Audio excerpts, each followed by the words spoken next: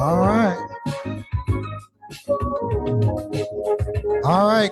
Good evening. Good evening. Good evening. We're back. We did a first interview at 5 p.m. with Mrs. Kimberly Jean. She's going to be running for commissioner at District 5 for the Broward County Commission. Good interview, Miss Jean. And now we're right back here at 6 p.m. for our second interview. I don't really think he needs any introduction, but we're going to introduce him anyway. I think you all know who he is. They're sitting here in the middle. It is none other than our dad, Mr. Bernard Adams. Y'all call him Mr. Adams. So I know some of you say that you don't see him that often and you don't run into him here and there, but we got him right here with you, sitting right here in the middle this evening. We're not going to keep him long. And if you want to call in to the Adams Brothers podcast, the number is 954-480-3209. It should be in the description. So you can call in and ask him any questions. Yeah, when we tell you to. So they'll start calling in now. So when we tell you to, yes. Yeah, when we tell you to, if you want to call in and you want to ask them a question about the Packer Rattlers or how the Packer Rattlers was formed, his days working with the city of Deerfield. Just say hello. Just say hello. If you just want to say hello to him, if you haven't seen him in a while, here he is right on your cell phone, your iPad or your computer screen, right? Live and in color. So, all right. Like I said, we got him here, right here in the middle. It's Valentine's Day, so we know we're not going to try and keep you all too long. So, I'd like to welcome to the Adams Brothers podcast, our dad, Mr. Bernard Adams. Welcome to the show. Welcome to the show. Thank you. So, we want to get started and just go ahead and tell the people that's watching out there right now, just tell them a little bit about you, how growing up here in Deerfield Beach. Just tell them, when our family first came to Deerfield, how we came to Deerfield. Just tell them about growing up here in Deerfield. We'll start out right there. Well, actually, my family came to Deerfield in 1913, my father, and my grandfather came in 1928. And I was actually born and reared right here in Deerfield. Actually went to Great Wake. I annexed it and went to Pompano in 1955. I went to Pompano in the 7th grade, Blanchile High School. Blanchile High School, I participated and played football, basketball, and baseball.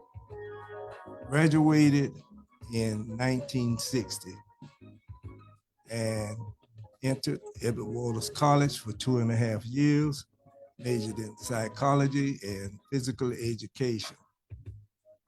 After my dad got sick, my mom called and said I needed to come home. My dad said, no, stay, but she said, no, come home. Manage the business. At that time, my dad had a lawn service and he was doing those yards, and she wanted me to come home and manage the business for my dad, which I did. And after coming home and being around, I was contacted in 1976 about having somewhere for our kids to play football. At the time, there was one team in the city of Deerfield, the Deerfield Raiders. And obviously, all the blacks could not play in that league because it was a white league, a white team. The Raiders? Was that the Raiders? That was the Raiders. The Deerfield Raiders. Deerfield Raiders was a white team. And actually, at the time, Mr. Wardell Chance came to me and talked to me. He was saying that you're here from school. like to get involved in having somewhere for our kids to play, which I was. We started and began our meetings. And our meetings were in Diamond Club. Old Club Bailey, too. Club Bailey. Right. That's where we were meeting at. And we gathered a group of men and women who were interested in the same thing. We began to have meetings, and we came to a vote. And Mr. Carl Nixon, who was elected the first president of Deerfield Packer Rattlers. That's a little known Black history fact. And Mr. Wardell Chance was elected the vice president. And I was elected the treasurer of the Deerfield Beach Packer Rattlers at that time. We had a board of 9 members. And we began to meet under, actually, Ms. Sylvia Porter was the person who was advising us. And we began to meet and have meetings, and we began to come up with ideas how we should form the Deerfield Beach Packer Rattlers. And actually, they were formed and named by Mr. Carl Nixon, forwarded names. He had permission from the Green Bay Packers. That's where the Packers came from. And he got the name Rattlers from Florida A&M Rattlers, which he secured all the names, admission to go ahead and use these names for the Deerfield Packer Rattlers. So he got permission from Florida A&M University to use the Rattlers, and then he got also contacted the NFL Green Bay Packers and got permission to use the last word Packers as well. So that's how they came up with the name of the Deerfield Packer Rattlers, correct? Yes. Okay. All right, you can go ahead. And also, while you're going at it, I'd like for you to name all the people that were involved, the board members at that time, the founders of the organization, names that were on the official documents at that time, if you can remember. Okay, my memory is, like I said, Mr. Nixon, president, Mr. Chance, the vice president. Ms. Portier. Portier was the advisor. I was the treasurer. Ms. Kitt. Ms. Cheryl Kitt. Ms. Williams. Yes, Ms. Williams. Linda. Mrs. Linda. Ferris Williams. Ferris Williams. Yes, was actually our secretary. And Frank Scott. Frank Scott was a member. Charles Fullins, Charles Boo Boo Fullins was a member. John Hall was a member.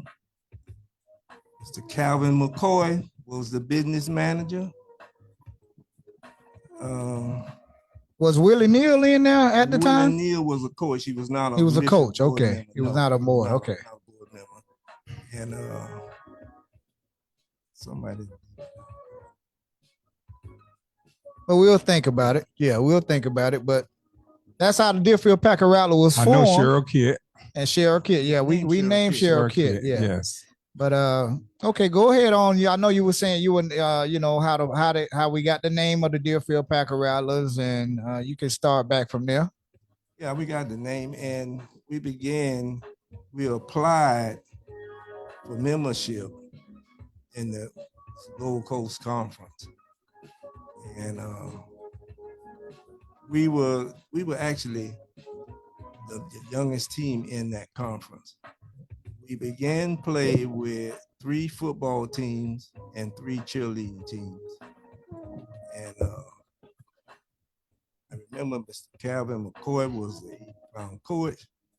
Mr. Charles Fullins was the 5-pound coach. Mr. Robert Bailey was 35-pound coach. Right. And Mrs. Mildred Ammons was one of the cheerleading coaches, and Mrs. Thomas. I can't recall Miss Thomas' name, but she was one of the cheerleading coaches too. The other coaches kind of escaped my name. They were 3 cheerleading teams and 3 football teams, in which we began to play in 1976. I said in the Gold Coast.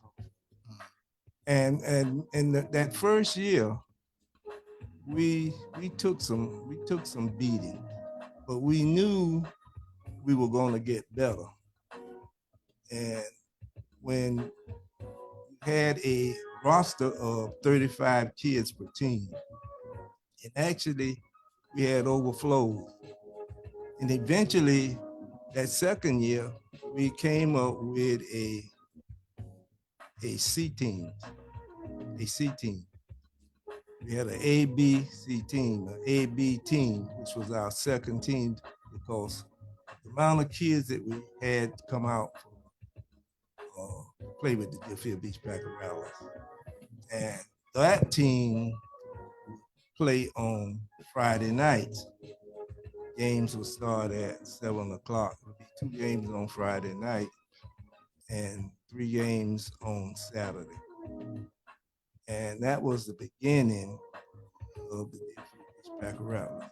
And incidentally, from that time on, we began to win. And most of our coaches were very good coaches, had no problems. They were dedicated. They also went to the schools to check on these kids. We actually got calls from the various principals to come. Kids were kind of acting up in school. Coaches would go talk to the kids and let them know, listen, you're not going to act up in school and come out here and play football. And that's just the way it was back then. And the kids respected that. We had the parents come back and say, appreciate what you've done, because now I'm not having this type of problem from my child at home. So actually the parents would come to us and say, could you talk to my child? And I can tell you back then, that program, a lot of kids needed to be in that program, because conditions that some of them were living in, they actually needed to be in that program, because that program was so helpful to them, not just to play football. As a lot of people think it was all about football. Well, it just wasn't all about football. It was actually about creating an environment, teach the kids, train the kids. Yeah, unfortunately, everybody wants to win. It comes down to winning, but it wasn't all about winning. And we began to play, and as we began to progress, each year we got better, and better. And actually, we won more championships than anybody in that league. And we moved over from Gold Coast to the South Florida Youth Football League. And we actually won more championships there. But I look back now, we won championships in football and in cheerleading. But the coaches were very dedicated to helping these children then. Sometimes I don't see that now, but that's what we need to be doing. It's not just all about winning, because if you train and teach the children the right way, you're gonna win. Right. Because they're gonna absorb all the information that you bring to them, right, and they're gonna produce on the field. But the main thing it is, we want them to produce in the classroom. Right, that's important. And then let me jump in here right quick. And I know we spoke briefly about Mr. Wardell Chance, who we feel don't get enough credit for what he's done for the Packer Rattlers.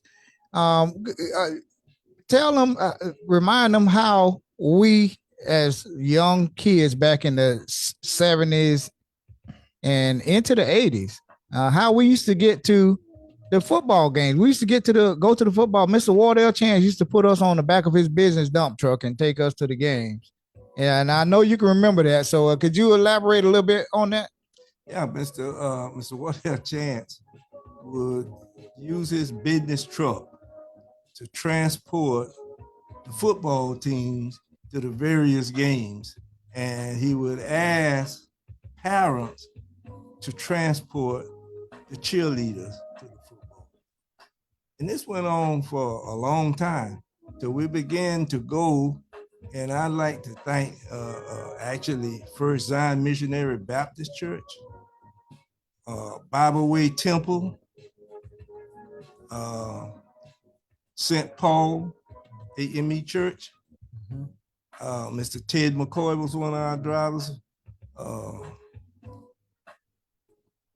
Drivers for actually Reverend Parrish was one of the drivers. I was just gonna say from Bible Way Temple. Yeah. Yes, he used to tell me. Yeah. And was that Reverend Dukes over at First Zion at the time? Reverend Samuel Dukes. Reverend Samuel Dukes was actually the pastor over at First Zion at the time. And as we began to go to be transported to the games from these various churches, which were a part of our community. They were actually a part of our growth. And we certainly would like to thank them, and we did thank them for their involvement in this organization. Right, because a lot of people didn't know how we didn't know when we told them that story here on the podcast here a few weeks ago about how we used to get to the football games back in the 70s on the back of a dump truck, and when we pulled up the plantation in Boca and all of the the cities that that had money that they could afford buses and everything. When we pulled up there on the back of a dump truck, they laughed at us. They were pointing at us, laughing at us, coming into that stadium on the back of a dump truck. But guess what? When we got off of that dump truck and got on that field, we put some serious hands on them. We didn't take no prisoners. I can tell you that much. We left out of those games. We used to beat teams 35-0 back in those days, and that was the same little kids that they laughed at coming to those football games on the back of a dump truck. So, but I wanted to get that in there about how we got to the football games back in the 70s and on into the 80s. I remember back in the 80s because I played for the Packer Rattlers, and I remember riding on the back of that dump truck and kids. And I'm not telling people out there watching what I heard. I'm telling you what I know. I saw it with my own two eyes that they laughed at us because we couldn't afford a bus. And that's why, I think it's all, very important that we all keep on supporting the Packer Rattlers. But go ahead. Yeah, and I think our transportation got better. I think in 1996, I went to the city manager, and I said to him, is it a possibility that we use city buses? And he said, what do you mean city bus? I said, the city buses that we have. And he said, well, what's your plan? He said, we're not going to let somebody that doesn't have actually quality license to drive our buses. And I said, well, our plan is to have city employees who have commercial driver's license to drive the buses. He said, are you sure? And I said, I'm positive. Once we passed all that, he said, go to HR, have HR come up with all the information, let the drivers submit their licenses, which we did, and we began commuting with the city buses, with city employees, which were paid, city employees were paid by the Deerfield Packer Rattlers. We paid those drivers for driving our girls and boys to the games. And at the time, we could afford to do that because we had a thriving concession stand. I I think back to Vanessa Childs, Monica Turner. Janet Man, I remember her. Miss Man, Man, yeah, worked in that concession. Miss Ammons, Miss Ammons. Ammons. Well, actually, all the coaches would go in and pitch in and work. So it was like a team effort in doing it, but they were the primary concessionaires and they were responsible. And at the time, we would generate crowds, 2,000. We played Lauderdale Lakes, Delray, Pompano Chiefs. These were thriving games for us that our concession stand thrived on. And we made a lot of money with our concession stand, which only we paid the officials, which ran us around $1,500 to $1,800 a weekend. We paid the drivers. And actually, when we would meet on Monday, because we had a meeting every Monday, and we would meet on that Monday, and those ladies that worked in that concession stand would turn in anywhere from $2,500 to $3,000 every week. Now, it depended on the games that we played, the teams that we played. But some teams just didn't generate a lot of fanfare, and they didn't bring a lot of fans to the game. But the ones that did, we had a thriving concession stand. And this is how we survived all those years, because when we began playing, Mr. Chance went to the city commission and he asked for support, and they gave us $1,500. And we got $1,500 from 1976 to 1996. Now, there you go. 1976, this is what we got. This is how we thrive. And when we got more, when Mr. Larry Deachin was city manager here, he looked at it and he called me in and said, "How did you do it?" I said, "Well, we do it from our concession." But it puts a strain on us because we have to purchase uniforms, football, cheerleading, pay for officials, pay for transportation. And he began and he raised it. And he raised it from $1,500. We went to $3,500. And we stayed at $3,500 for a few years. And eventually we went from $3,500 to $7,500. And from $7,500, we went to $1,500.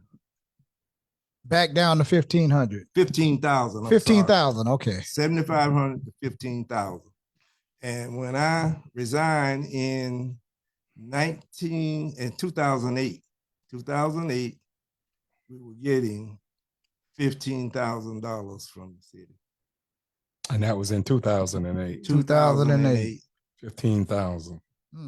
So you got $1,500 from 1976 to approximately 1996 or 97 somewhere. Yeah. Yes. I don't know how they survived off of that. Y'all made a way somehow.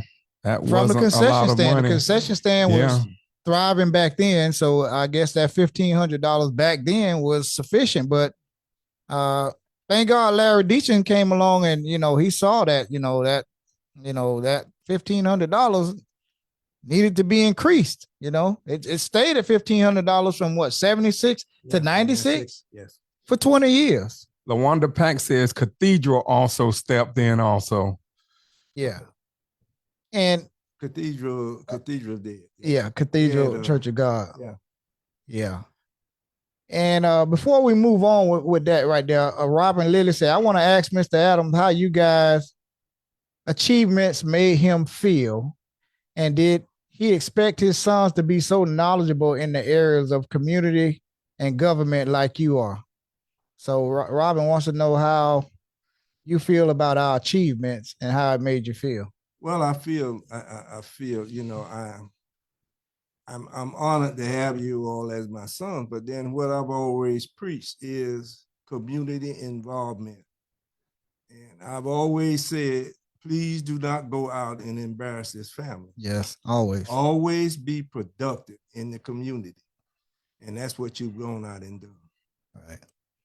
So there it is. He told us, he said, don't do, if you know it's not right, then don't do it. You know, if you know it's going to embarrass our family, don't do it. So that pretty much was the message that we got, you know. And I adhere to that today. Yeah. And don't get me wrong, we didn't always do all of the right things growing up. We did some knucklehead things when we were growing up as kids. We never sit on here and say we were the perfect kids growing up, and we didn't make mistakes along the line, but we made mistakes and when we were younger. But that's why we're here now, trying to make things better. So kids now that's, you know, in the the teens and 20s and 30s don't make some of the mistakes that we made, you know.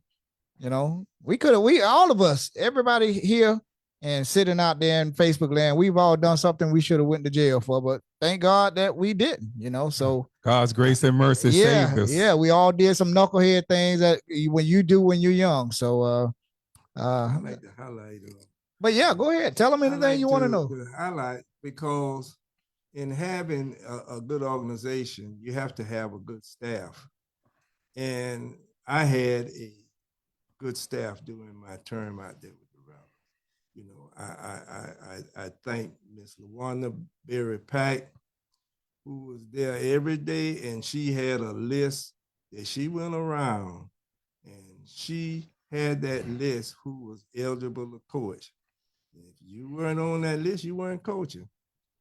I know Miss Betty Carr was one of our other staff. Miss Llewellyn C. Stallings, Miss Janet Mann. God bless the dead, Mrs. Derrico. She's gone on, but she was there. And I'm talking about these ladies did not play, no foolishness. And actually on that cheerleading side with them, they handled, I didn't have to, no problems come to me. They took care of the problems on the cheerleading side, and they did it with class. All the time, they would handle the cheer. And not only that, when we had our actually homecomings, which we generated a lot of fun, they were heavily involved in it. And I mean, to have a good organization, you have to have a good staff. It just wasn't me. I had a very good staff out there. Good football coaches, good cheerleading coaches, and a good staff around me that stopped all the foolishness that we did not have going on out there at the Packer Rattlers. All right. And that was good to have a great good staff. That's during important. That time. That's important. I mean, I don't know if people realize the sacrifices that you men and women made over the years to even build that organization. The time away from home, because I remember some days you would come home, us growing up, I remember we would see you get off of work, come home, take a shower, and you were gone, and we'll see you again probably around about maybe 9 sometime that night. Yeah. And it was, you know, the same thing all during football season. And that's why I said I don't know if people really understood or understand the commitment that the men and women made during that time for what they have right now today, the sacrifices that were made, the time spent away from home. And I commend everyone that started, everyone you named earlier, from the people with the buses, everyone, the concession stand people. I know LaWanda been by your side for the longest. I saw that. Yeah. I know the people that was there sometimes as we were kids coming over at night. I remember Mr. Chance would come over and you and him would be standing outside sometime talking out there to 10 o'clock at night until my mom come to the door and look. Yeah. and that was probably when y'all would leave and y'all would be right out there talking about football business, trying to build the Rattlers from scratch at that time. Right. And let's fast forward a little bit. So you kind of heard the history of the Packer Rattlers. Let's fast forward to the background checks and the effects of these background checks. And to be clear, out there, he was the one that went to the city and said, I think we need to have some background checks, which is nothing wrong with that. If you got coaches out there, coaching the girls, the cheerleaders, and the football players, you need to know who's out there coaching your kids. So nobody ever had a problem with the background check, but just kind of to give them a little history on the background checks and how it started. Well, the background check started in 1996, and actually Ms. Wadamsbrotherspodcast Pack was the one that created that document for background checks. I gone to the city manager sent me to the HR director, who was Ms. Marva Gordon at the time, and she had said, well, Bernard, I need a document. And I said, I know somebody who can create one. Wadamsbrotherspodcast Pack created that document for background checks. Now, during our time out there, I stated early, like, LaWanda would have a list, especially on the cheerleading side. She had a list of everybody, really. She was giving that. I'd give her that. And she went around. They got upset with her sometime. But you know what? She was stern. And she was right on point. Your name wasn't on there, you weren't coaching. And that was just it. That's the way we had to apply it. That's the way we didn't want the organization, someone to come in and we have problems, someone to get hurt out there. And we had someone out there, because that was the idea of going to the city manager saying, we need to know who's working with our children. Because at the time, nobody else was doing this here. We were the first one. And as we began to go about this, the background checks, we were actually doing level 1 at the time. But it was working. We didn't have a problem with it, not once at all. So, and I'm not gonna say that it wasn't something that could have gone on, but when you're there every day, which we were there every day, LaWanda was there every day. On the football side, it was me, Mr. George Bitten, God bless the dead, he's gone. Papa Ricks, God bless him, he was there. But we were there every day to go around on the football side to make sure everybody was legal that was out there coaching. So you kind of did it in-house there with the Packer Rattlers. You would do it yourself. You would police yourselves pretty much. And you did a good job of it too for years. Yes. But go ahead. Yeah, and we would do this every day.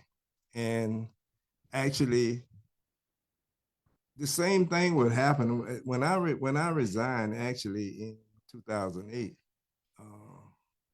Cornelius Riley had been my assistant for all those years. He was actually voted in as the president of the Rattlers, and he had asked me, would I kind of help him on, because he was a police officer up in Boca Raton, and I said yes.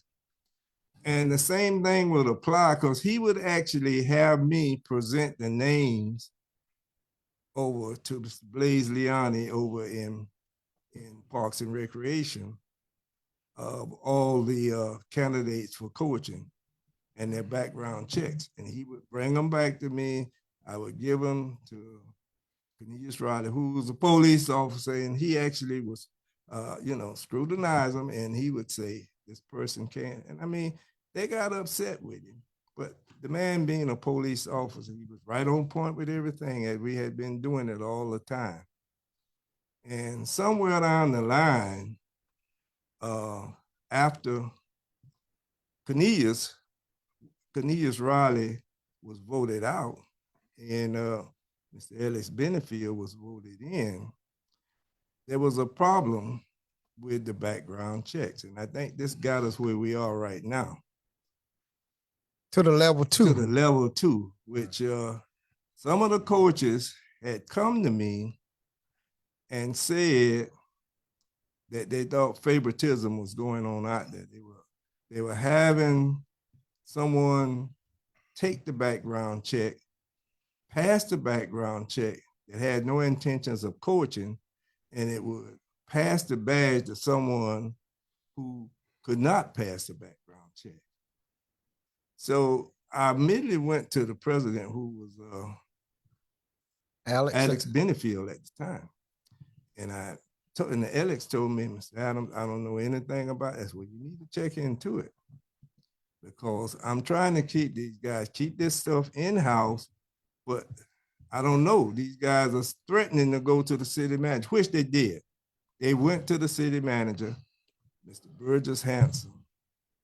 And this is what I think a lot of times that Ms. LaWanda Berry got accused of this, which she didn't do it. It was the football coaches of the Rattlers who went to the city manager and disclosed this information.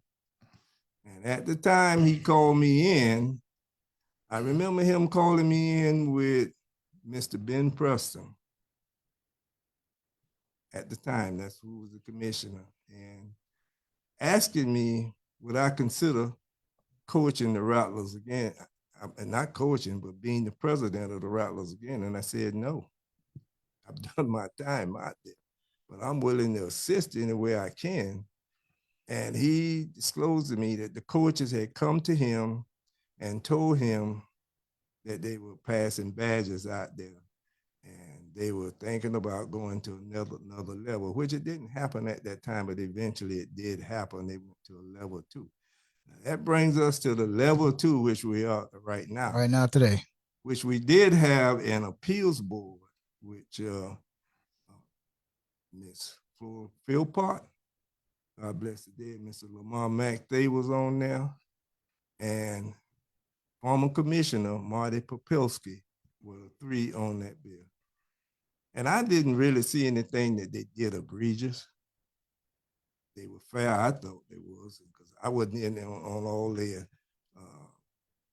things that they discovered, or who they would disclose, or who they would throw out as someone that was illegal or wasn't legal to coach out there. And some they did, some they let back in. But eventually, they actually got rid of that board. And now it's a magistrate, right? It's a magistrate that they have. Do you think that that's fair? The magistrate? Because I think it's somebody that's picked by the city, handpicked by the city, a former judge or something like that. But how do you feel about that magistrate? Well, I think I didn't see anything wrong with the appeals board, honestly, to tell you the truth. I didn't see anything wrong with it, because you had quality people there that, in my estimation, were doing. I had coaches would come back and say they thought Ms. Philpott, Mr. Mack there, and former Commissioner Marty Popelski, they weren't fair. Well, you're gonna get that, but then some got through, some didn't. I mean, who they thought was not eligible to coach, they didn't let them coach. So when we go to a magistrate now, which is somewhat, I think it's more strict, because I can tell you, I have a neighbor who stole a lawnmower from Target at the time, 27 years ago. 1987. 27 years. And he had not gotten into any trouble, had been actually approved by the state of Florida to work with children, and he was denied. And I couldn't understand that. Someone that stole a lawnmower 27 years prior was denied not to coach, and that just wasn't right. And stayed out of trouble too. He wasn't in trouble anymore. He walked that straight line. He made a mistake. He paid his debt to society and still weren't allowed to coach. So I think that's what why a lot of people had a problem with the magistrate, yeah. And they were pushing so hard for it for them to have an appeals board. where people like maybe a pastor was on there or ex-city employee like before, or maybe an ex-commissioner, somebody that's going to be fair and, maybe somebody that they city handpicked, but, have it fair. But now, a lot of people don't think that, they're going to get a fair shake because the magistrate is there. So, and they are handpicked by the pretty much, or if not, I guess by the city. I'm not for sure. So, right. But they're put in by the city. So most people perceive that as being not fair, when before you had someone from law enforcement, you had a city commissioner, and you had someone from the community. Now, if that wasn't fair, then I don't know what fairness is. Well, sometimes, you hear, well, what's the problem with the magistrate? Then I ask and I count and say, well, what was the problem with the people board? You have quality people that's there. With integrity and character. Character. That and didn't do anything egregious. And we say, oh, let's get rid of them. Let's get rid of them. Let's bring them. Then that's what I would counter with. What was wrong with them? Right. And 2 weeks ago, they had a vote on it. It was 4-1. All the commissioners, the mayor, and all of the District 1 commissioner, District 3 and 4 commissioners all voted for the magistrate, with Commissioner Preston being the only one that did it. Vote for it. So it's 4-1, and it passed. So now we are here with the magistrate, and I guess we'll just have to see, and trust and see how it works. How that all works out. And anything else you want to say on the appeals board?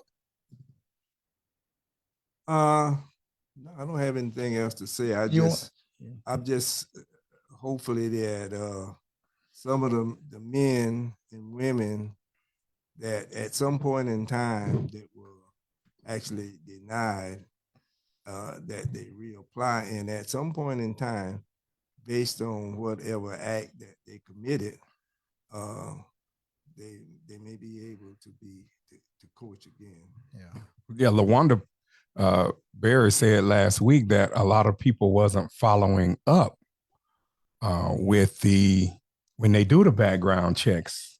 They wasn't following up, and that was one of the reasons why they couldn't get their badges or get approved, because there was no actual follow-up. So hopefully everybody, if you get denied, you do have an avenue to plead your case. And it's the magistrate now. So that's all we have. And that's all we have to work with right now. LaWanda Pack said the main objective is to follow through with the appeal process. So, and Cynthia McCoy said, Mr. Adams, I would like to say thank you for your time and sacrifices you made for my sons. Also, the history of the Packer Rattlers that you gave at my Uncle Wardell's unveiling. That's from Cynthia. That was from Cynthia McCoy. Cynthia McCoy. And Precious Baker said, so excited to see one of my favorite supervisors. These comments were going so far. Mr. Jamie Wright said, Mr. Adams is a great man with a wealth of knowledge. Yes. And I also wanted to ask, when you went during the Packer Rattlers time, and I know disagreements came about at the early years in the 70s, how did y'all handle when a situation arose where it was a major disagreement? How did y'all handle that back in those days? Well, if it was on the cheerleading side, Ms. LaWanda Back Perry, Ms. Lou Ellen C. Stallings, Ms. Betty Carr, Ms. Derico, God bless her, she's gone on. But these were ladies that would get together, and if it was cheerleading stuff, they handled it. It was I didn't have to come in. If it did, then we would get together. And if it was something that our board should get together and talk about and make a decision on, we would get together. But most times, it was always those problems were solved by those ladies. Because, I think at the time, everybody around knew that these ladies wasn't about foolishness, wasn't about a lot of selfishness. It was about, they were for the children, they were for the kids, and they wanted the best for these children. So they basically solved the problems. If it was on the football side, like I said, Coach George Benton, God bless, he's gone on. Papa Ricks has passed on, and myself. And oftentimes we would bring Calvin McCoy in. Calvin McCoy would come in, and he would also, because he had a lot of knowledge about things like this on the football side, and we would solve those problems. So very rarely did those problems come to our board. We didn't have many problems that came to our board that we had to talk about as a board. Yeah. And what about the time during the early years? I know you said, touched on Calvin McCoy, but what about the early years from when y'all first started, the 1976, maybe the first years 70. then? Yes. If it was during that time, it was always Mr. Chance, Mr. Nixon, myself, and Coach Calvin K. McCoy. We were the ones that would take care of the problems basically on the football side. And then at that time, on the cheerleading side, most of the time, then it would be Miss Mildred Ammons. She was the most senior person there at that time. But they would usually handle those problems. Miss Thomas, they would handle those problems. And if it got out of hand, they would bring it to Mr. Nixon or Mr. Chance. And then if we had to have a meeting about it, we would. But we actually, the parents was like, and like I said, take a village to raise a child. That's true. Because then what they would say and do to these children, with the parents didn't have a problem. Now you do this here, you got a parent that's talking about coming out there with his weapon or whatever. So you have to be really careful how you deal with these children now, because, when you can have a parent that tells you that his kid has 5 Fs and he doesn't care because he doesn't want you tracking his child because he paid for his child to play football. He didn't pay for you to go to the school. He didn't pay for you to admonish his child about his grades. So there you have those type of parents that you deal with today. Fortunately, we didn't deal with those type of parents back then. And the coaches back then, they didn't play that either. They would ask us to bring our report cards in. Coach Willie Neal, Coach Calvin McCoy, Coach Bailey, Coach Robert Bailey, which Coach he was Jimmy, at the school, so Coach Bailey knew what you were doing anyway. Right. Jimmy Jimbo Lamar was a school teacher. Yeah. So they all demanded that we bring our report cards in, and if we had a bad report card, we didn't play. You didn't want to get slapped upside the helmet by Jimmy Lamar because he had a vicious slap through that helmet that will ring your ears for about 2 or 3 minutes. Oh, yeah. Joanne Duncan Smith says that we really appreciated Mr. Adams from the time I came to the Packer Rattlers in 1989. Awesome president. Tony Sands said parents back then let coaches coach. Yeah, actually, Tony coached on one of the best teams we had out there. A lot of people don't know that. Tony Sands was a coach with the Rattlers out there. I think Tony and them went undefeated. Excellent coach, and they taught those kids a lot. Tony Sands said, great job, Mr. Adams. He's an excellent motivator, too. Yeah, he Tony is. Sands is. Tony is always on here with us, man. Anytime we got Tony on here, he's always vast wealth of knowledge. Vast wealth of knowledge, man. I love talking to Tony. He knows how to relate to these kids in this day and time. where they need to be talked to. He know how to get to them. Now, we don't want to keep him too long. We know this Valentine's Day here. And what we want to do, I know we skipped over a part here. And then we're going to get to the city of Deerfield, and then we're going to wrap it up. What we talked about you growing up here in Deerfield, but you forgot to tell them about the Negro League that you played in, the baseball league, and how you all kick butt from Key West all the way to Georgia, Valdosta, Georgia. Valdosta, Georgia. So tell them about the Negro League that you all played in, and some of the former players. And Mr. Wardell's role in Mr. Chance was the manager, and like I say, we would play from Key West to Valdosta, Georgia, and they would assemble teams of players from all around the playoffs. But it didn't make no difference because we still took names. We had an excellent baseball team here in Deerfield, managed by Mr. Wardell Chance. And who were some of the players back then that you remember? Some of the players is Mr. Willie Holmes, one of my classmates. He's fortunate he was gone. Mr. Reverend Samuel Dukes was one of our players. Mr. Elijah Robinson. Mr. Elijah Robinson was one of our players. Big Blue. Well, Jerry Stewart. Jerry Stewart was Blue played with the other team here, but Jerry was a member of the Deerfield Cardinals, and some of the players at that time. Warren Scott. Warren Scott was actually, when I started playing, I was a man. My mother was she was conscious, and she was saying, "You out there playing with the men and stuff. I was actually in high school when I started with some of the teams at the time.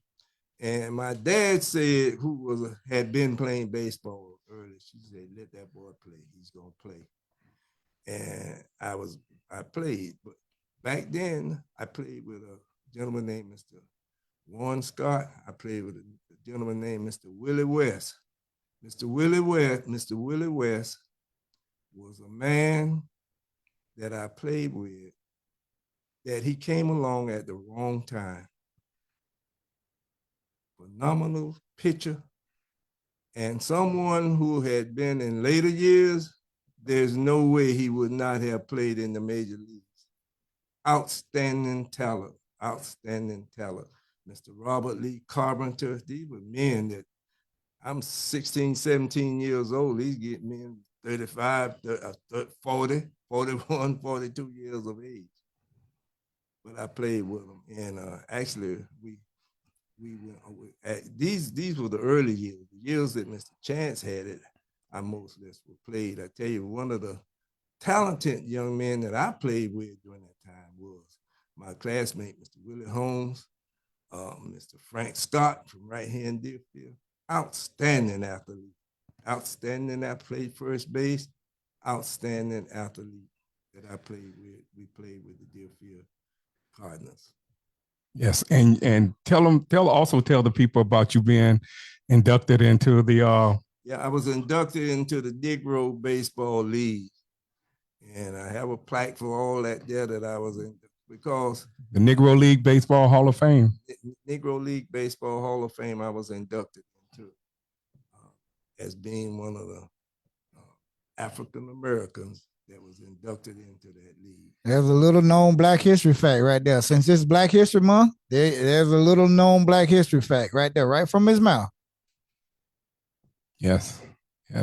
Anything else you want to add about that? About the baseball? About the baseball league? The baseball league, no, it was just outstanding players that from year to year that we would go from Key West, like I said, to Georgia, and they would assemble players. We'd play 40, 43, 44, 45 games, and we'd lose 2. And when I'm saying they would assemble major league type players and experienced players, the players which we had those type of players on our team, because we had very young, talented players that we could play. We could match up with anybody And anybody that knew anything about the Deerfield Cardinals knew that the Deerfield Cardinals was an outstanding baseball team. Yes, they were. I remember growing up, Watching them, watching you all them play out as a there. kid. I remember 7, 8 years old watching you all play baseball and softball. I remember that. Those were the good days. Watching that, it's unfortunate that We don't have a that we baseball field lost all anymore. of that over the years of people coming to Deerfield, working for the city of Deerfield. And that's the danger I think we have right now. We employ people that don't know the rich history of the African American community. And especially this has to be highlighted like right now during Black History Month. A lot of people don't know. I mean, we had a nice field here and it's all gone now. I mean, it's nothing but memories. I would hope people have photographs of that time because that was all taken away from us. And I would say to people being hired, coming to the city now to work, I would hope that the rich history of the African American community is explained to them so this doesn't happen again. Like us losing our baseball field for over a decade. We lost a baseball field. We lost all our history. We lost everything in that decade, and then it's all gone now. Yeah. You know what I like to add too that a lot of people don't know? Right in the area where Target store is right now. On Federal? On Federal Highway, where our baseball field used to be woods. It was woods there. But they had erected from the former players that were older. They had a nice field back there. But then when the new field, they kept asking the city to produce a field for, equitable field for us to play on the west side, which they did. And that field was open in 1958. That was the first year that we left the woods to play at Westside Park. 1958. 1958. I never knew that. So did y'all, in going over by Target at that time, did y'all face any racial hostilities at that time going over there to play? We weren't allowed to go on that side of the track. We wasn't allowed. I remember growing up myself, the police used to tell us to go back on our side of town. This was the Deerfield Beach Police at that time. And in like around 1975, 74, 70, at least 75, they used to tell us that we need to go back on our side of the tracks. That was the word they used to use. How was it back then? No, we didn't have any problems because actually the police used to come out there and watch us play. We didn't have any problems just playing baseball out there because that's what we were doing. Mm-hmm. Actually, the police would be out there, and when the games were over, they would actually make sure that you were ushered out of there and back from that side back to the west side of town. But actually, we didn't have any problems. Mm-hmm. So it wasn't like a sundown town basically back then. No. Okay. Well, we would start playing like 1 o'clock. Yes. 1 o'clock. I think the games would start at like 1 o'clock, and we would be finished like about 4 or 5. So no, it wasn't a problem about after dark. When that was over with. Now after that was over with. You had to leave that area and come back to the west side. Right. So okay, that's a good piece of history. Yeah, that's some little known Black history facts right there. So finally, let's go on over to your days with the city of Deerfield Beach. You worked for the city of Deerfield Beach and retired after 30 years of service. So tell us how you started with the city and where you ended with the city of Deerfield Beach. Well, I started with the city as a maintenance worker. At the time, making $5.48 an hour. And as I progressed and went along, I moved up the ladder very quickly. I moved into a lead person. And then from a lead person, I went to a supervisor.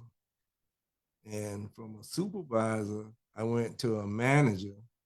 And from a manager, I went to the operations manager of the city of Deerfield Public Works Division. And What did you oversee? oversee, I had 10 supervisors under me at the time. I was second in command. Actually, Mr. Carl Peter was my director, and I was his assistant. This was, and I stayed there until I retired. And I actually, the 10 supervisors I had working up under me, just to highlight a few of them, was Mr. Basil Farrington, was the fleet supervisor. Right. He worked up under me for a long time. Mr. Ricky Reed, Mr. Trent Lacey, Mr. Red Harrington, Mr. Henry Foster, who's passed on. And you were over facility maintenance. Facility maintenance, which, yeah. Facility maintenance. Well, actually, ground maintenance, facility maintenance, fleet maintenance, recycling, solid waste, ground maintenance were all divisions that were under my direction. Right. Don't forget about Mario and our main man, Clyde Voodoo Davis. Don't forget about him. Clyde Davis was one of my best supervisors. Yeah. Mike Robillard. Ricky Reed. Yeah, he even named Ricky Reed. These were supervisors that worked up under me. That it was like when I was at the Rattlers, I had a great staff. I didn't have a whole lot of problems because they solved them. They knew their jobs. They did their jobs well. And I always say, the line will always come from them. And I said, if you can't solve it, bring it to me. And if I can't solve it, then it goes to my boss, Mr. Carl Peter, who was the director. But very rarely did anything go to my boss, Mr. Carl Peter. And very rarely did anything get to me because they were great supervisors that knew their jobs and did their jobs very well. Yes. And I appreciate that because that kept a lot of stress away from me. Yeah. A lot of stress away from me. I see a lot of your former employees here. Regina Johnson Nelson said, I wish he'd come back. Things isn't the same. And I saw big Keith McIntosh in here earlier. Yeah, Keith. Precious Baker. Yes. So in other comments, LaWanda Pack said my grandmother was a cheerleader, and Miss Amanda Fullins. I remember Miss Amanda Fullins from First Zion Missionary Baptist Church. Yeah. Miss Amanda Fullins was one of our biggest cheerleaders during the baseball season, and they all refer to her as Mama. And Mama, can you shake your bag? If she shook her bag, that means that we were going to work. That's good history. Kudos to her. I remember she used to live across the track over there, across Dixie. Right. I remember the house close to the railroad tracks. I think we covered just about everything here. We were going to have you all call in, but it's Valentine's Day. We don't want to keep you all too long. Is there anything else you want to add to your life story here in Deerfield Beach and the Packer Rattlers and the Negro League and working for the city of Deerfield? Anything else that you want people to know? No, just actually, I had a great time working for the city. I enjoyed my time working for the city. Great city to work for. My supervisors, I worked under some good city managers. I worked under Larry Deachin. I worked under Mike Mahaney, and I worked for Burgess Hanson. Right. Had some good days under those men. They were actually men that would listen, you could talk to, and they understood the process. Right. Yeah. Actually, at the city, I enjoyed my time there because, like I say, I had good supervisors. They were good employees. We had a good time there at the city working because basically we solved all our problems. Yeah. We took care of all our problems. I would like to see as I said, at Wardell Chance's Dedication. I would like to see, and I urge Commissioner Preston, he was there, Drosky. and Commissioner Drosky. Before they leave office, I would like to see a Wardell Chance, Lincoln McDay Day at Westside Park to be consecutive every year, that something is done to Parks and Recreation to have this event yearly. They deserve it.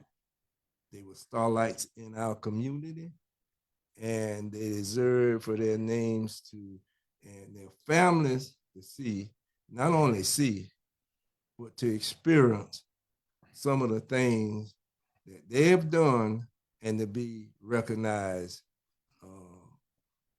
by the city for what their contributions to this city. The other thing is Mr. Chance was an organizer of Little League Baseball. Yes. Yes, We he was. lost 130 or 140 kids here that were playing Little League Baseball. We lost that. Yeah. Because they suddenly decided that, well, we're going to take them to the east side. And in the east side, where you going to fit 140 kids? You couldn't. Yeah. You couldn't. And then we lost all those kids because it just disbanded and it stopped, which was actually, it was ridiculous for something like that to happen. So I would like to see that Little League team, those Little League teams, restarted back here on the west side of town, and teams that you organize them, someone to coach them, and we bring back the kids that run around here. I'll coach them. You coach, and I mean, Yeah. we got others that would go out and coach. That we run around. Football season is over with. Then see, at one point we had baseball, we're in the football, then we in the basketball. We lost basketball. Yeah. The big tournaments that Mr. Tigner used to do out at Westside Park, where you couldn't hardly get in there, and you couldn't go into that park. There'd be so many people in there. Organized teams that were in there playing basketball. We've lost all this here. We had a All track of it. team back in All the of it. days, remember? Yeah. Remember, we used to have a track team, and the Scott boys was Pastor Doyle Scott and all of them. Pastor Doyle Scott. Actually, our brothers, the twins, Ronnie and Ronald, ran track played, yeah. back in those days Right. with Doyle and all of them. We need all of that We lost back all over of it. here. They took all of that away from us. I mean, the kids need, yeah, we need education, but the kids definitely need more activities to keep them occupied. Gotta keep them occupied, and that's what we need to bring back. So hopefully that listening, we can bring back these baseball teams, these track teams, the organized basketball tournaments we had at Westside. Baseball tournament. Hopefully the everything. parking director and every other city personnel are listening. Hopefully they're listening. Like I say, I just, that's what I touched on earlier, just saying, I think some of the people that came, the leadership that came over the park and rec departments over the past years ago, did not know the history, and they just came and they made blunders. And at the time, I don't know if the people was looking. I mean, we fell asleep, and when we woke up, everything was gone. And I would hope that moving forward that we can get all of that back. I believe when Terry was here, Terry Renard, when she was here, I believe, my belief is She had good vision. she had good vision. And I believe in our conversations with her that Terry Renard was going to get this going back in the right direction, because she had a good sense of our history and talking to her. Now, I might be wrong, but my conversations and Darryl conversations with her, we had her here on the podcast. I think she had a great vision, and I hope to work along with the new park and rec director who approached us. And we was actually to a meeting last Wednesday last week, yes. concerning the parks, and I hope we can all work together with him to get some good things going here in this city for the kids. And I think he heard us. Yeah, he heard us. He heard the, some of the things that the people in the community here wants to see over at Mayo Howard Park when they do the renovations over there, and that's coming up here in the next couple of years. It's a little ways off, but we're going to be getting together with him on a lot of things that we like to see back here in Deerfield Beach, and that's coming from our dad. You heard him say what he'd like to see back here in this city, and a lot of these ideas we get comes right from him. So we all sit down and we talk and we put our heads together, and we come in and we disseminate and we distribute that information right out to you all. Regina Johnson Nelson said, "Thank you, Mr. B, for all your dedication, support, and hard work." Also, I wanted to touch on too, again, you were saying earlier about Mr. Chance and Mr.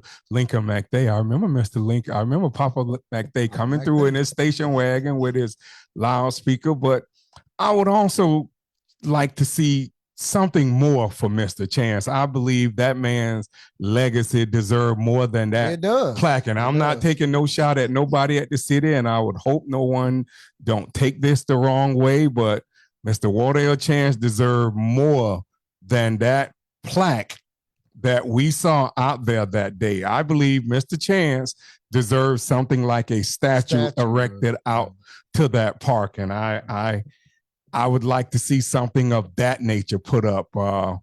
You go to a lot of stadiums, like at the stadium where the Dolphins play at, Hard Rock Stadium, I believe it's called now. You see Dan Marino, Joe Robbie, all of their statues. I would like to see something like that erected here at the Ovita McKeithen complex. I would like to see something like that erected for Mr. Chance. I believe his legacy and his accomplishments deserve more than that statue that we saw. And that's just my opinion. I hope no one takes it wrong at the city, because there's no disrespect towards anyone. That's just my opinion. Saying what you like, what you like to see out there. That's all. And I'm sure his family would appreciate it too. They would appreciate it. The kids out there, they go out there and they play for the Packer Rattlers, but they don't know the history behind the Deerfield Beach Packer Rattlers. So that's one of the reasons why we wanted to bring our dad on here to tell you all the true history of the Deerfield Beach Packer Rattlers, because not many of them are still around.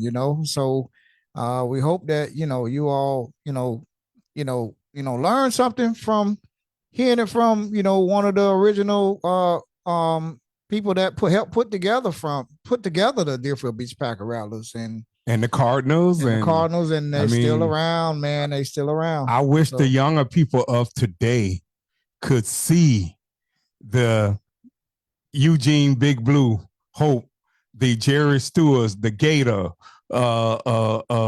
Rick Ferris, forget about all of those guys. Right, he used to hit all the of those guys from way right there close to Southwest 2nd Street and MLK. Mr. All Man, the way over to the Amoco, across McDonald's, over into that Amoco BP gas station over there. The Mr. Man Boy Holmes, Mr. Willie Holmes, I wish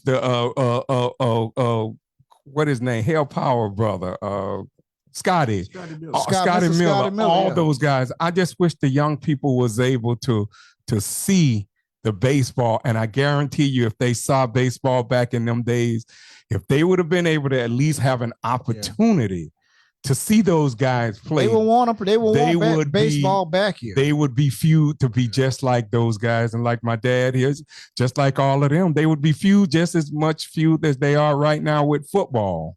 They would be feud that same way, but they never got a opportunity because that rich history was taken. And I just wanted to highlight that during Black History Month right now. I like to highlight during Black History Month too that you're right about Mr. Chance needed more of a stature at West. That was something that we discussed with Ms. Terry Renard when she was here, and also for Mr.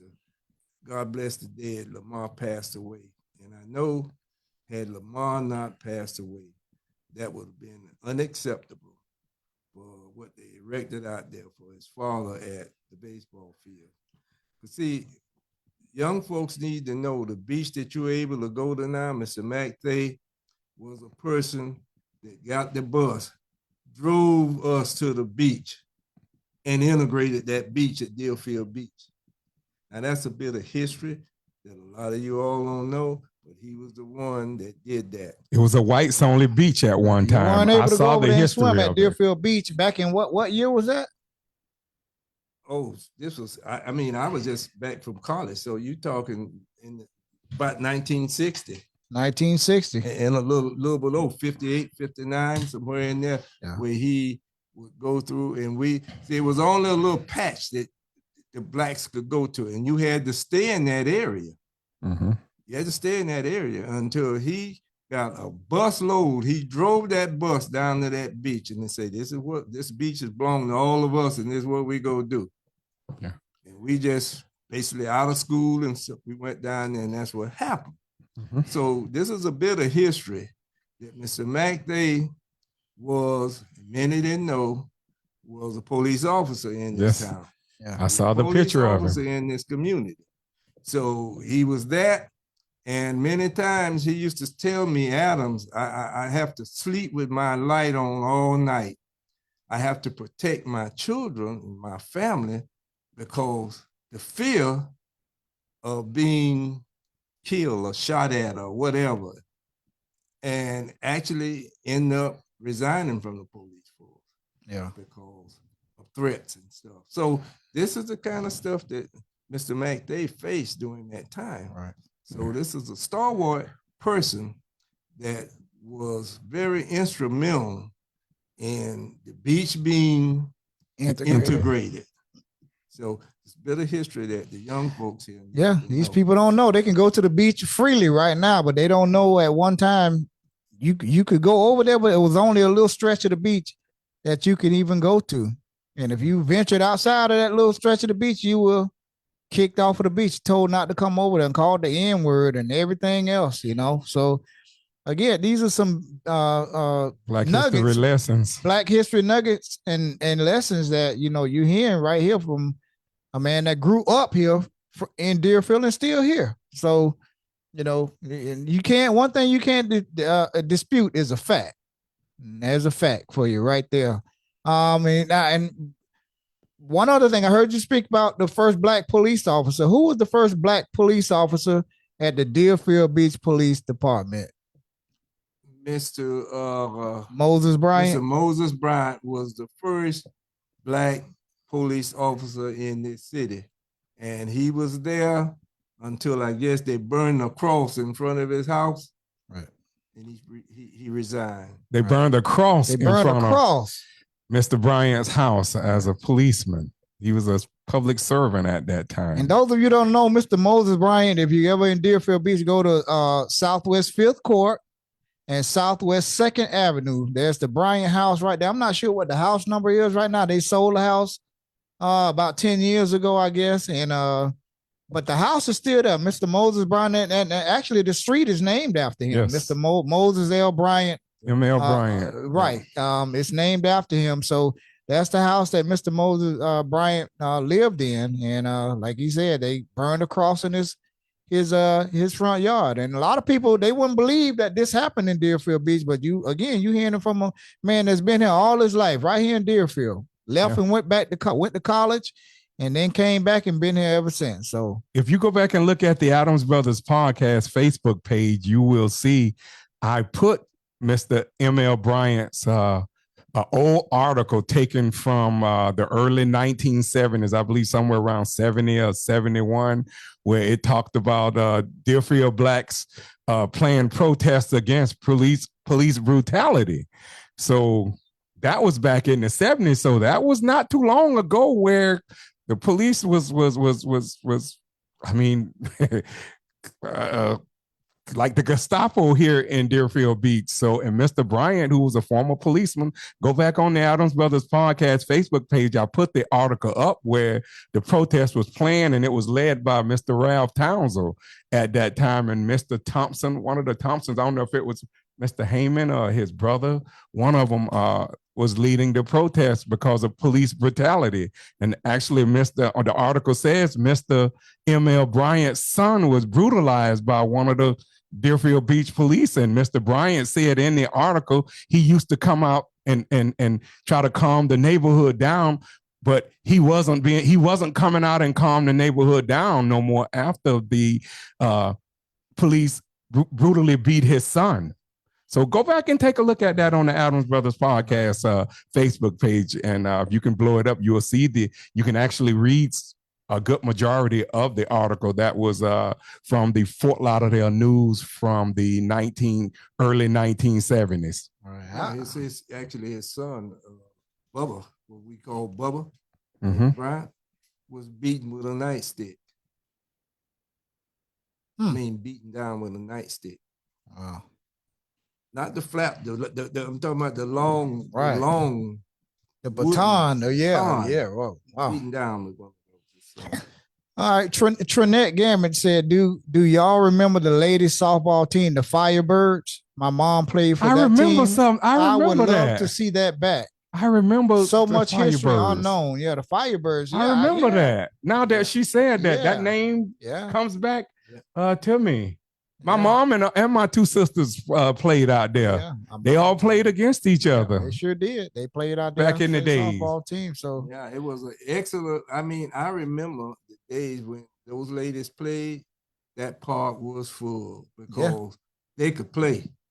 They could play, and those were the good days that we had. We had a men's softball team and a women's softball team. Yeah, my mom, Juanita Reckley, I remember her playing.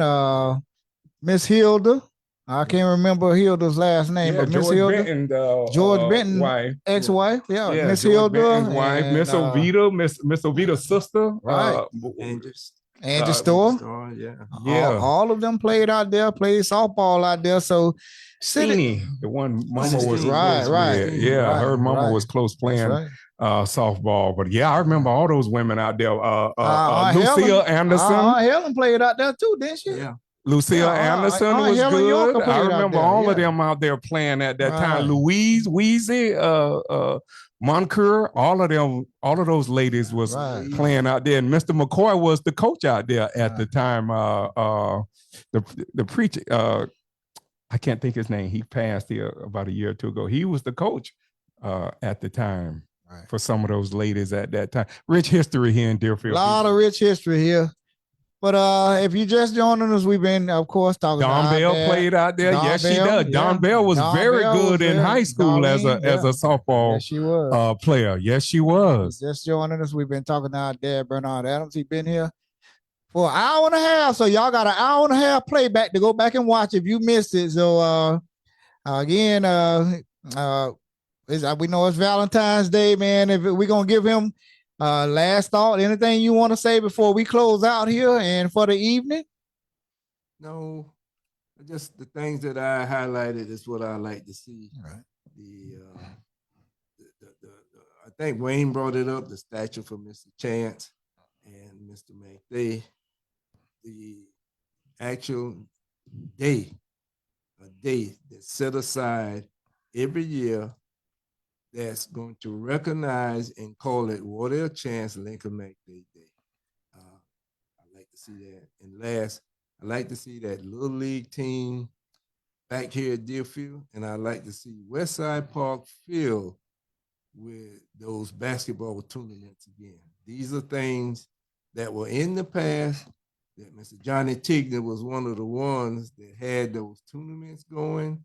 Actually, after Mr. Chance died, Mike Chance, his son, Mike Chance was one of the coaches out there with those kids. Yeah. Fortunately, Mike, just before Mike passed away, we were talking about that baseball, bringing that baseball back again. He never got the chance to see it come to fruition again. But hopefully it'll be able to be brought back again.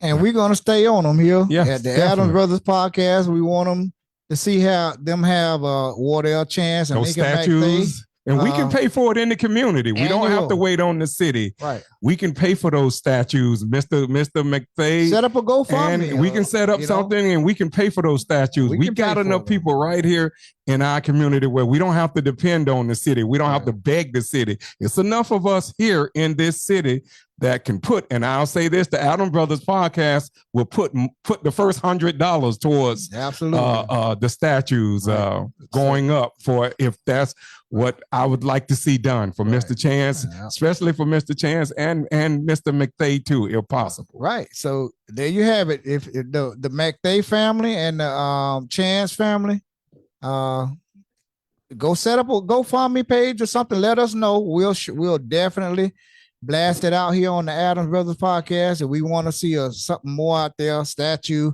and we want to see a Lincoln McFay, Papa McFay Day, and a Wardell Chance Day annually here in the city of Deerfield Beach. And then, like I say, man, we've been talking to our dad here, Bernard Adams here. You all call him Mr. Adams. He's right here sitting in the center here for the last hour and a half here. So we're getting ready to wrap it up here. We don't want to overwhelm him too much, but if you missed it, go back and watch the playback. There's a lot of history. Black Super.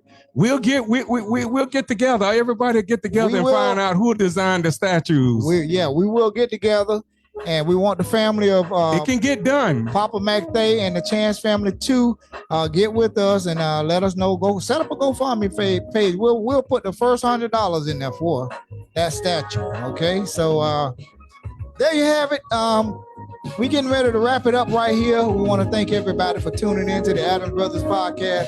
Happy Valentine's Day to each and every last one of you out there. Happy Valentine's Day. Thank you all for watching, and we hope you enjoy the rest of your evening. And thanks everyone that came out Saturday night. Yeah, thank everybody for came out to watch us get honored for the Community Service Award over at the Doubletree Hotel. Thank you all, man. We got the video up on our page. Go back and watch it. It's up on the Adams Brothers podcast page. You can watch it. It was very well put together by the city of Deerfield. And we thank the committee that elected us. Thank you. I was talking so fast Saturday night, I couldn't think of everyone. So I'd like to thank the committee that elected us for that honorable award. Thank you. Thank you all. And thank you all for watching. And we would like to thank our dad, Bernard Adams, for coming by and talking to us and dropping this knowledge and history on you all. Have a good rest of your Valentine's evening, your night. Happy Valentine's Day. God bless you all, and thank you for watching.